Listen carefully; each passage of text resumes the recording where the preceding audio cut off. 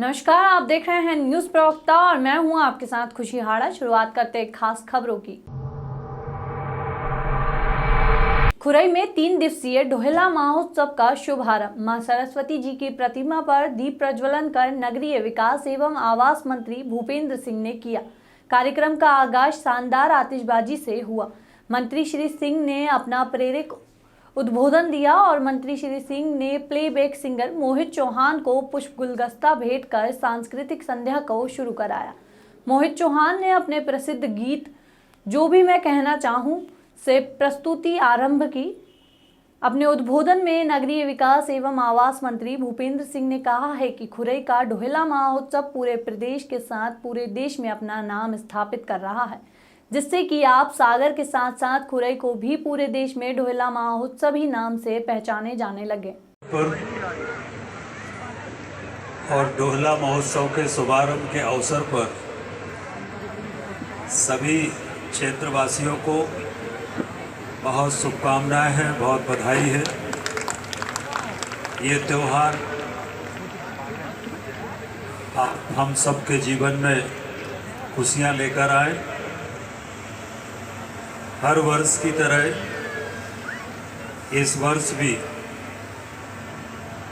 हम लोग डोहला महोत्सव मना रहे हैं और मुझे खुशी है कि जैसे जैसे हम लोग डोहला महोत्सव में आगे बढ़ रहे हैं, वैसे वैसे डोहला महोत्सव अपनी ऊंचाइयों पर पहुंच रहा है और आज पूरे मध्य प्रदेश में डोहला महोत्सव के नाम से लोग जानने लगे हैं। डोहला महोत्सव को पूरे मध्य प्रदेश में लोग जानने लगे हैं। डोहला महोत्सव अब खुरई की पहचान बन गया है और खुरई डोहला महोत्सव की पहचान बन गया है।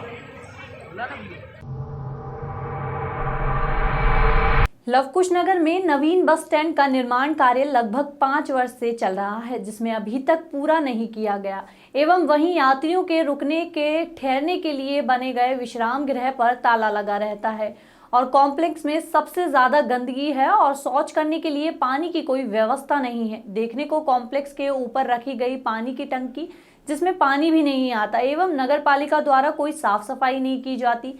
वहीं बगल में 13 लाख की कीमत का बना रेन बसेरा जिसमें यात्रियों को रुकने के लिए लवकुश नगर पार्षद का हमेशा ताला लगा रहता है, जिसमें ना तो यात्रियों के ठहरने की रुकने की व्यवस्था नहीं है।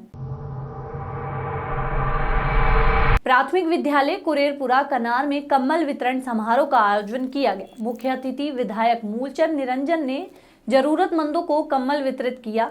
कुरेरपुरा ग्राम प्रधान सुनीता गुप्ता ने कम्बल वितरण का कार्यक्रम रखा था। ठंड में कम्बल मिलते ही गरीबों के चेहरे खिल उठे। माधवगढ़ विधायक मूलचंद निरंजन ने कहा कि प्रदेश सरकार का सपना है कि गरीबों को उनका हक मिले, कोई भी गरीब सरकार की योजना से अछूता ना रहे। शासन द्वारा गरीब विधवा महिलाओं को विकलांग बुजुर्गों के लिए ठंड से राहत के लिए कम्बल वितरण किए जा रहे हैं। शिवदास गुप्ता प्रधान प्रतिनिधि ने सभी लोगों का आभार व्यक्त किया। इसी बीच विधायक प्रतिनिधि महेश राजावत रामू महाराज ईटो मंडल के मंडल अध्यक्ष गजेंद्र सिंह राजपूत, संदीप सिंह सैगर, कुरोली प्रधान देवेंद्र प्रजापति, आनंद तिवारी, राजपाल चौहान, गजेंद्र वर्मा, अमित निखारा, मंडल अध्यक्ष कुठोड क्षेत्र के सैकड़ों लोग उपस्थित रहे।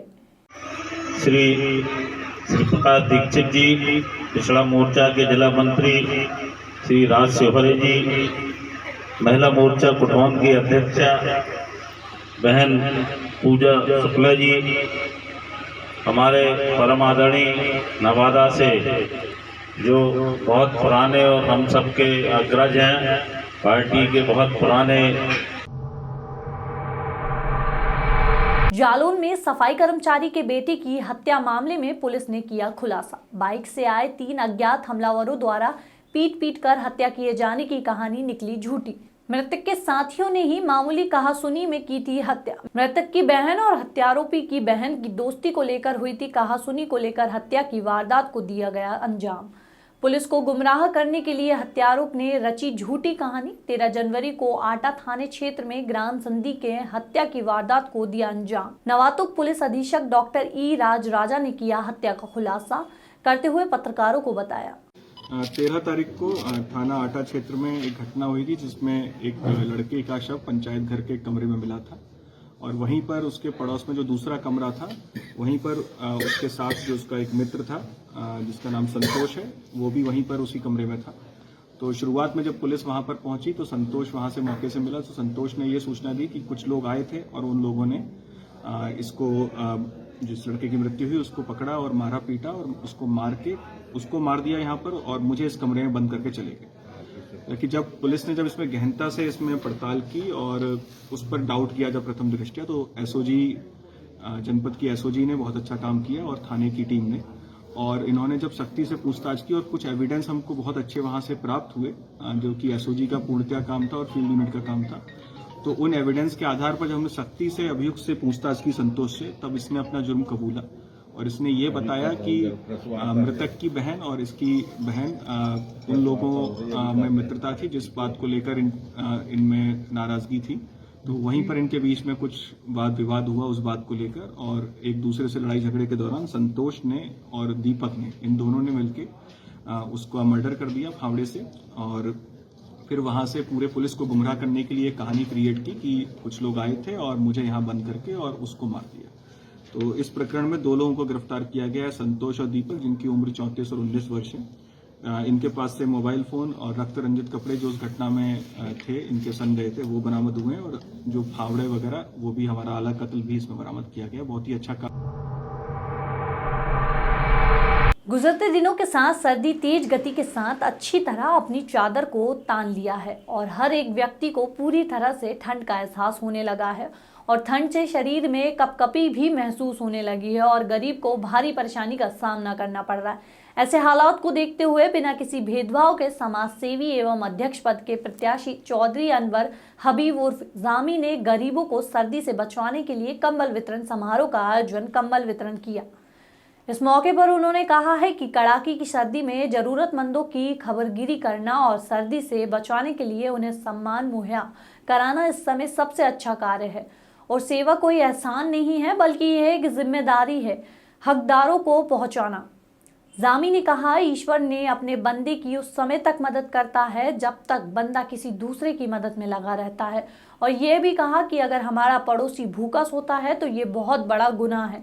हर व्यक्ति को अपनी हैसियत के मुताबिक कोशिश करनी चाहिए, एक दूसरे की मदद करनी चाहिए और मदद करने ही मानवता जिंदा रहती है। गौरतलब हो कि चौधरी यामी सामाजिक कार्यों में हमेशा आगे रहते हैं। लॉकडाउन के दौरान भी उन्होंने गरीबों को राशन आदि पहुंचाने का काम किया है और पिछले 1 महीने से लगातार कस्बे में गरीब 50 जगहों पर अलाव जला रहे हैं।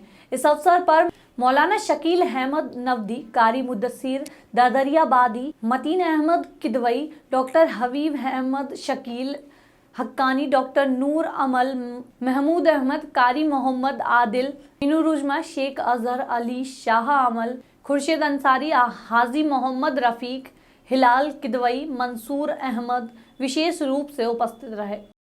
आज कंबल वितरण का आयोजन किया गया है, आपके द्वारा जनता को क्या संदेश देना चाहते हैं आप? कंबल वितरण का प्रोग्राम जो होता है वो हमारा 3 साल से चल रहा है और ये बहुत राहत देता है सर्दियों में।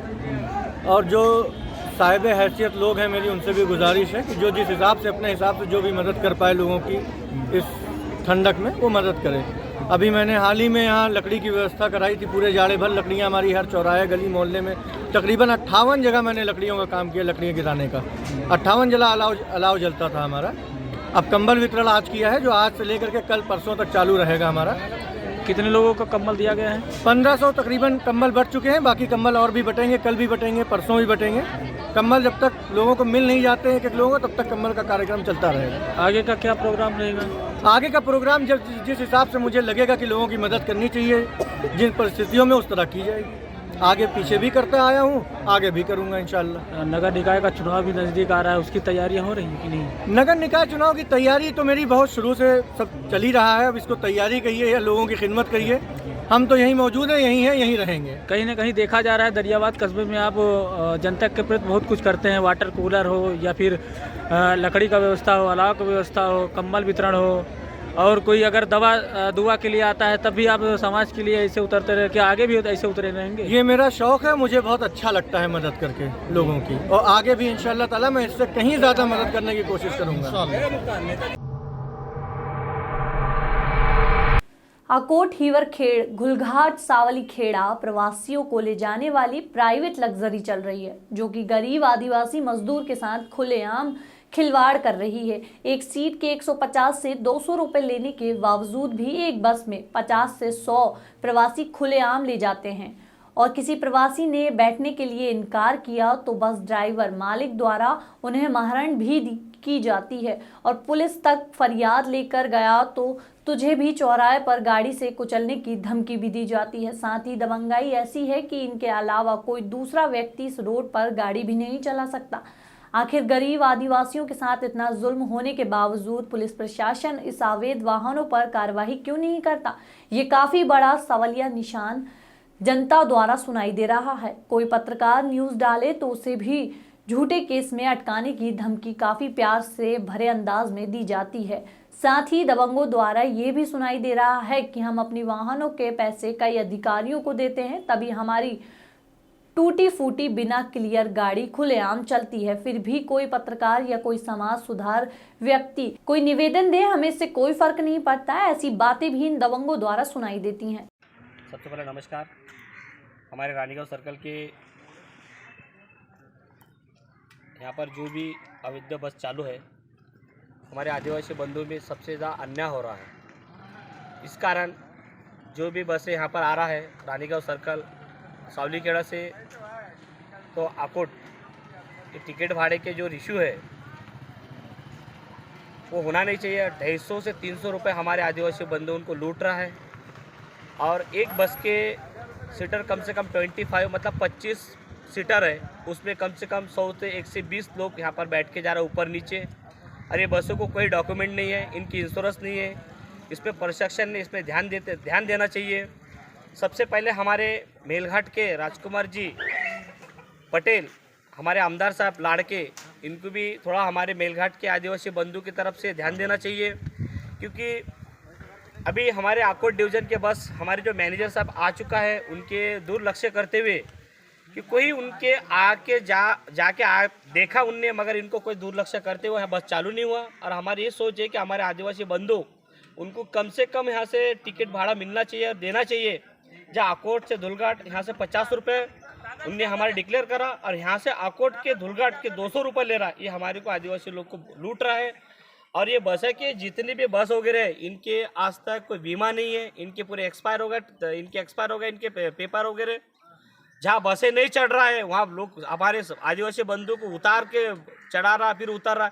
इनके दुर्घटना हमारे आदिवासी बंधु होने के वंचित हो जाते हैं। इसमें पुलिस प्रशासन ने ध्यान देना चाहिए। बस इतने शब्द करता हूँ। जय हिंद, जय भारत, जय मेलघाट।